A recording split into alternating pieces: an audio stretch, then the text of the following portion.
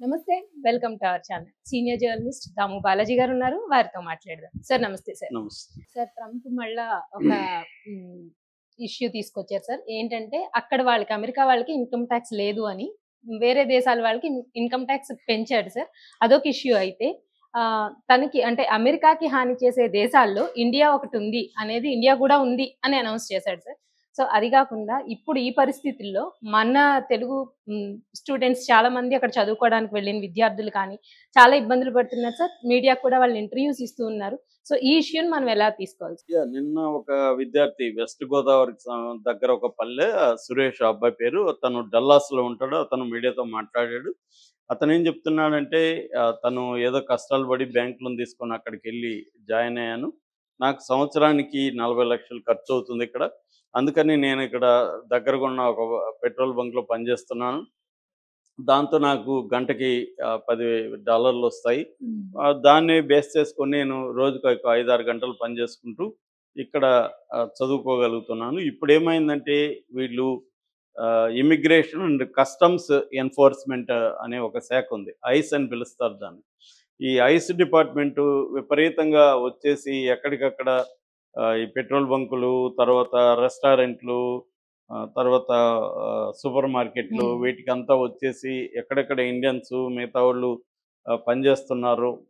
వీళ్ళని పట్టుకొని వీళ్ళ దగ్గర ఉన్న పాస్‌పోర్ట్‌లు అవన్నీ లాక్కొని వాళ్ళ మీద కేసులు పెడుతున్నారు.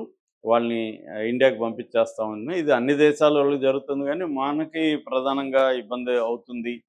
సో, ఇప్పుడు నేను అందుకని ఇది జరుగుతుండేసరికి ఇంకా ఉద్యోగం మానేసుకున్నాను. ఇప్పుడు నాకు ఇక్కడ నేను ఎలా బతకాలి? ఎలా చదువు కంటిన్యూ చేయాలి? నాకేమీ అర్థం కావట్లేదు. మా యూనివర్సిటీలో నాకేమీ పార్ట్ టైమ్ జాబ్ కూడా లేదు. కొంతమందికి మాత్రం వారానికి 20 గంటలు మాత్రమే ఇస్తారు. అది కూడా డబ్బులు సరిపోదు. తక్కువిస్తారు. అందరికి కూడా అది రావు. సో, నాలాగా చాలామంది వేలాది మందున్నారు. తెలుగు వాళ్ళు కూడా చాలా ఇక్కడ నరకం అనుభవిస్తున్నాం మేము. మేము ఈ ఈ పరిస్థితిని ఊహించుకోలేదు అని అంటున్నారు. ఎందుకంటే ఇది ఎప్పటినుంచో నడుస్తుంది కాబట్టి అవును. స్టూడెంట్లు ఏం చేస్తున్నారు, మనం ఏదో అప్పో సప్పో చేసి వెళ్ళిపోవడం. వెళ్ళిపోయి అక్కడ ఆహ్, పార్ట్ టైమ్ జాబ్ ఎందుకంటే ఎవరో తెలిసిన వాళ్ళో, ఫ్రెండ్ ఆఫ్ ద ఫ్రెండో ఎవరో ఉంటారు. అవును ఎవరినో సార్. పట్టుకుంటాము. పట్టుకొని వెళ్తే వాళ్ళక్కడ మనకి పార్ట్ టైమ్ జాబ్ ఏదో చూపిస్తారు. అలాగే ఏదో కష్టాలు పడి నిజానికి అదే హార్డ్ వర్క్. చదువుకోవాలి. మళ్ళీ ఒక 6, 7 గంటలు ఇక్కడ పని చేయాలి. సో, హార్డ్ వర్క్ చేస్తే కొద్దిగా మన మంచి ఫ్యూచర్ ఉంటది అవును సార్. అనుకోని వెళ్తున్నారు చాలామంది. సో, నేను మొన్న గూడా ఒకటి చెప్పాను. ఈ మధ్యనే ఓపెన్ డోర్స్ అనే ఒక సంస్థ ఒక రిపోర్ట్ సబ్మిట్ చేసింది. ఆ రిపోర్ట్ ప్రకారం ఇప్పటికి ఇండియన్ స్టూడెంట్స్ అమెరికాలో 3,31,602 మంది ఉన్నారనేది ఆ నివేదిక రీసెర్చ్ చేసిన టైంకి ఇంతమంది ఉన్నారనమాట. ఇది ఆహ్, 15 ఇయర్స్‌లో చైనాని దాటేశారు ఫస్ట్ టైమ్ ఇండియా. 15 ఇయర్స్ వరకి చైనానే నంబర్ 1లో ఉన్నింది. దాన్ని ఇండియా దాటేసిందనమాట. ఇప్పుడు ఇంటర్నేషనల్ స్టూడెంట్స్ అమెరికాలో ఉండే అంతర్జాతీయ విద్యార్థుల ఆహ్, లో ఇండియా నంబర్ 1గా ఉంది. దాని తర్వాత చైనా, దాని తర్వాత సౌత్ కొరియా, దాని తర్వాత కెనడా, తైవాను ఇలాగా ఉంటున్నాయన్నమాట.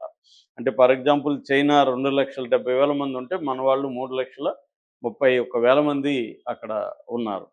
సో, వీళ్ళల్లో ప్రధానంగా అంటే ఎక్కువగా నేను మొన్న కూడా చెప్పాను. ఎక్కువగా మ్యాథ్స్, మ్యాథమెటిక్ ఈ రంగంలో ఉంటారు. కంప్యూటర్ రంగంలో ఉంటారు.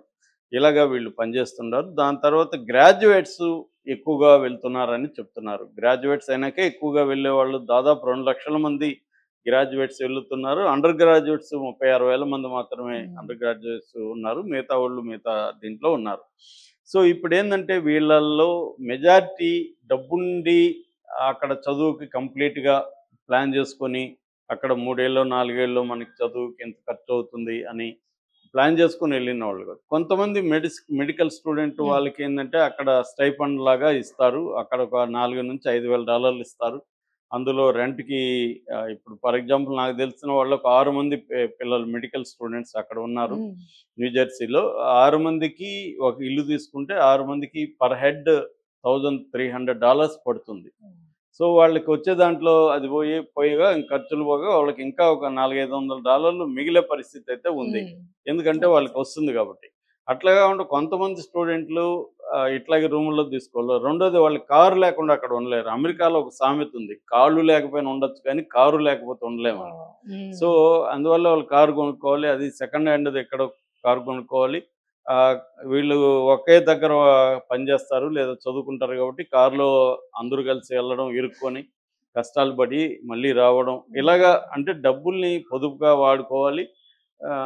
అది ఇట్లా మెడికల్ స్టూడెంట్లు వీళ్ళకి కొంత స్టైఫండ్ వస్తుంది కాబట్టి ఇనిషియల్‌గా పేరెంట్స్ ఇన్వెస్ట్ చేశారు సరిపోతుంది. ఒక 5, 6 ఓకే లక్షలు, సార్. 10 లక్షల వరకు వీళ్ళు ఇన్వెస్ట్ చేస్తే మిగతా డబ్బులు అక్కడ వాళ్ళకి సరిపోతుంది. కానీ అది లేని మామూలు అనేక యూనివర్సిటీలో ఇవేమి ఉండవు. వాళ్ళకేమి యూనివర్సిటీ వాళ్ళు స్కాలర్‌షిప్‌లు గాని ఏమి ఇవ్వరు. ఇంకా వాళ్ళే డబ్బులు లాగుతారు. సో, లాగినప్పుడు ఫీజులు అవన్నీ ఎక్కువే ఉంటాయి. అక్కడ కాస్ట్ కూడా ఎక్కువే ఉంటది. సో, దాన్ని భరించే పరిస్థితి ఇవాళ లేదు. అట్లాగే ఇప్పుడు 18,000 ఇండియన్స్‌ని కూడా వీళ్ళు ఇల్లీగల్ ఇమ్మిగ్రెంట్స్. ఇప్పుడు చాలామంది ఏందంటే ఇల్లీగల్ ఇమ్మిగ్రెంట్స్‌ని తరిమేయడం కరెక్టే గదా! అని ఆర్గ్యూ చేస్తారు. అవును సార్. లాజికల్‌గా కరెక్టే ఉండొచ్చు. లాజికల్‌గా కరెక్ట్ అయిందంతా గూడా ప్రాక్టికల్. ప్రాక్టికల్‌గా ఇది ఇప్పుడు మన అవును సార్. దేశంలో గూడా లక్షలాది మంది ఉంటారు. ఇల్లీగల్‌గా వచ్చున్నారు. హ్మ్. వాళ్ళందరిని ఒకేసారి పంపిస్తే గందరగోళం అవుతుంది. అవును సార్. ఇప్పుడు అందుకనే అమెరికా కూడా ఫేస్ చేస్తుందది. అమెరికా ఇప్పుడు మెక్సికోకి కొన్ని లక్షల మందిని మేము పంపిస్తామంటే మెక్సికో ఒప్పట్ల. అసలు మా వాళ్ళ కాదనేది ఎలా చెప్తావు? మా దేశం గుండా వస్తే మా వాళ్ళని నువ్వెలా చెప్తావు? మేము అలో చేయమని వాళ్ళంటున్నారు. అవును సార్. సో, ఇప్పుడు ఏందంటే వీళ్ళు అదేదో చెప్తారు గదా! ఉట్టికి స్వర్గానికి మిగిలిపోయారు మధ్యలో అని. హ్మ్. హ్మ్. అలాగే ఇప్పుడు అమెరికాలోనూ ఉండలేరు వాళ్ళు. తాము వచ్చిన దేశము యాక్సెప్ట్ చేయదు. వాళ్ళు ఏం జేయాలి? వాళ్ళకి ఉద్యోగాలు ఉండవాడ ఇంకా. ఉద్యోగం ఇవ్వడానికి గవర్నమెంట్ ఒప్పుకోవట్లేదు. ఇలాగ ఇప్పుడు దాదాపు 1,13,00,000 మందిని వాళ్ళు ఐడెంటిఫై చేశారు. ఇంకా గూడా ఐడెంటిఫై చేయని వాళ్ళుంటారు. ఇప్పుడు ఫర్ ఎగ్జాంపుల్ మన దేశం నుంచి వెళ్ళిన వాళ్ళు మొత్తం 54,00,000 మందో ఎంతో ఉంటారక్కడ. అందులో 2,20,000 మంది వరకి ఇల్లీగల్ ఇమ్మిగ్రెంట్స్ అంటున్నారు. వాళ్ళందరిని ఒక్కసారిగా ఎలా జేస్తారు? సో, ఇది ఒక మేజర్ ప్రాబ్లమ్. రెండో ప్రాబ్లమ్ ఏందంటే, ఇండియా మీద అతనేదో కక్ష కట్టినట్టుగా నిన్ననే అవును రీసెంట్‌గా సార్. మాట్లాడాడు. అదేందంటే, అమెరికాకి హాని చేసే దేశాల్ని నేను విడిచిపెట్టను అని చైనా, బ్రెజిల్, ఇండియా అని 3 పేర్లు చెప్పాడు. అంటే ఇండియా ఏమి హాని చేస్తుందంటే, ఇండియా వచ్చి అమెరికా గూడ్స్ ఇండియాకి ఇంపోర్ట్ చేసుకున్నప్పుడు వాటి మీద టారిఫ్స్ అనేవి ఎక్కువ పెడుతుంది. టారిఫ్ కింగ్ అని కూడా అన్నాడు ఇండియా. ఒక పక్క స్నేహంగానే ఉంటున్నారు. రెండో పక్క ఇండియాని కూడా తను సీరియస్‌గానే అమెరికాకి హాని చేసే దేశాల లిస్ట్‌లో టాప్ 3లో ఇండియాని కూడా తీసుకొచ్చాడు. మామూలుగా చైనా అంటే చైనాకి వాళ్ళకి మధ్య ఎప్పటి నుంచో గొడవలున్నాయి. నిజానికి ఇండియా మోడీ ప్రభుత్వం చాలా ఫ్రెండ్లీగా ఉంటుంది అమెరికా దీంతో.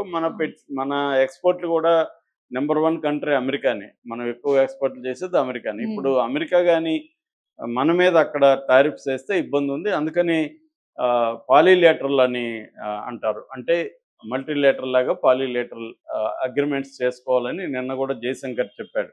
అంటే ఇది మారడానికి షిఫ్ట్ అవ్వాల్సిన పరిస్థితి అయితే ఉంది ఇండియాకి. అమెరికా మీదే డిపెండ్ అయ్యి ఎక్కడెక్కడ మనం అవుతున్నామో దాన్నంతా షిఫ్ట్ చేసుకోవాలి.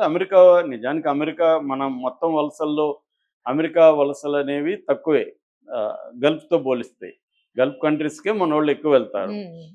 కాబట్టి ఇప్పుడు అమెరికాకు వెళ్తున్న వాళ్ళు కూడా మిగతా దేశాలకెళ్ళాలి. కాకపోతే మిగతా దేశాల్లో ఎక్కడ యూరప్‌కెళ్ళాలి. యూరప్‌లో చాలా దేశాల్లో క్రైసిస్ ఉంది. నిన్ననే స్పెయిన్ 2 ఏళ్ళు, 3 ఏళ్ల పాటు టూరిస్టులను కూడా బ్యాన్ చేసింది. వాళ్ళు చాలా దేశాల్లో టూరిస్టులు రావద్దని చెప్తున్నారు. టూరిస్టుల పేర్లతో అక్కడ పోయి ఆల్రెడీ అక్కడ ఎకనామిక్ ఇబ్బందులుంటే వీళ్ళెళ్లి మళ్ళీ ఇదవుతుంది. అంటే ఈ Syria, middle east crisis, Russia, Ukraine దీనివల్ల యూరప్ మీదకి జనం ఎక్కువ పడుతున్నారు. సో, ఇలాగ రకరకాల దేశాలన్నీ ఇబ్బందుల్లో ఉన్నాయి. అందువల్ల మనకు జరగాల్సిందంటే మన డొమెస్టిక్ మార్కెట్‌ని డెవలప్ చేసుకోవాలి. డొమెస్టిక్ జాబ్ మార్కెట్‌ని